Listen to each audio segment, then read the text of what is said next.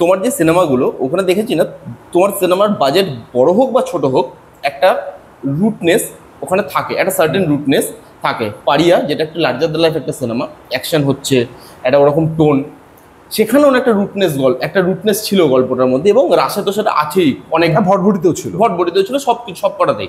এই রুটনেসটা তোমার জন্য কতটা জরুরি? কারণ আমরা অনেক সময় একটা কমপ্লেন করি সিনেমা দেখার পর যে রুটনেস কেন নেই সিনেমাতে।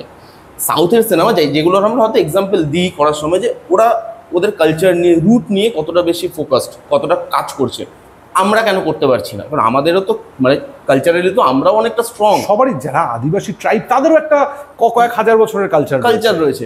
তাহলে সেই রুটনেসটা না তোমার মধ্যে থাকে, তো সেই রুটনেসটা তোমার জন্য কতটা জরুরি? দেখো, এইটার বাদ দিয়ে আমি সিনেমা বানাতে পারবো না, কারণ আমি যা আমার চরিত্ররা যা বলছে সেগুলো যদি আমি বিশ্বাস না করি, আমি তো সেটা লিখতেই পারবো না। আমার শিল্প আর আমার যাপনের মধ্যে খুব বেশি পার্থক্য নেই, কিন্তু আমার চরিত্র যদি বলে যে হেরে যাওয়া মানুষদের কোনো চাপ নেই, তার মানে বুঝতে হবে আমি নিজেকে হেরে যাওয়া মানুষ বিশ্বাস করি এবং আমার কোনো চাপ নেই। আচ্ছা, আমার চরিত্র যদি বলে যে ভালোবাসা মানে একটা ন্যাড়া ছাদ, তার মানে আমার কাছেও ন্যাড়া ছাদ। আমার চরিত্র যদি বলে যে বাড়ি ফেরা মানে বাড়ি ইটকাট স্ট্রাকচারে ফেরা নয়, একটা মানুষের কাছে ফেরা, তার মানে কিন্তু আমিও মানুষের কাছেই ফিরতে চাই। তো বুঝতে হবে যে আমি যা দেখি, আমার অভিজ্ঞতা, আমার আশেপাশের মানুষজন, আমার আশেপাশের প্রকৃতি, আমার আশেপাশের প্রাণীরা, আমার গল্পের সিড কিন্তু ওখানেই, এবং সেটাকে অস্বীকার করে না আমি, না আমার সিনেমা।